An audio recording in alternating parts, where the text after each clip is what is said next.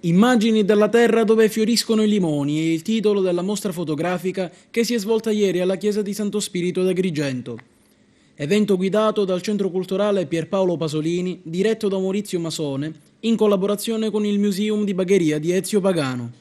Questa è una mostra che nasce per essere fatta in Canada, dove già alcuni mesi fa è stata allestita e ha avuto anche grande successo. La riproposta ad Agrigento è una riproposta che è legata un po' alla mostra che c'è attualmente alle fabbriche Chiaramontane. Io quest'anno faccio 50 anni di attività artistica come curatore di mostre, come gallerista e poi come direttore del Museo di Bagheria. Il notaio ha avuto la felice idea, e io lo ringrazio, di festeggiare questi 50 anni con il meglio della collezione del museo e per esigenze organizzative abbiamo tolto tutta la parte fotografica del museo, della collezione del museo.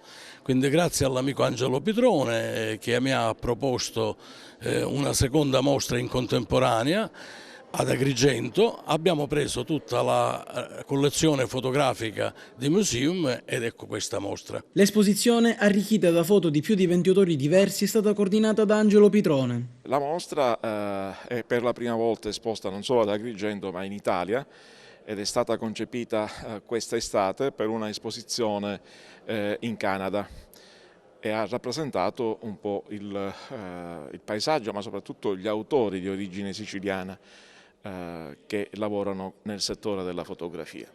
Ecco, più che la Sicilia c'è perché è il tema delle fotografie, ma il tema reale delle fotografie sono i fotografi che hanno avuto un'origine in Sicilia, tant'è che andiamo da Tornatore a Scianna, per dire più noti forse, Fosco Maraini o gli agrigentini come me, Angelo Pitrone, Tano Siracusa, Franco Carlisi, Ezio Ferreri di Palermo e tanti altri, sono 22 i fotografi in esposizione.